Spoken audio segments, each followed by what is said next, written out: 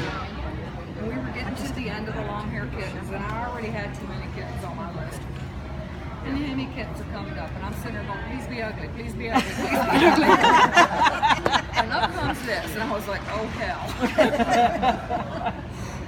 This is anything but ugly. This is absolutely phenomenal Himalayan Persian kitten.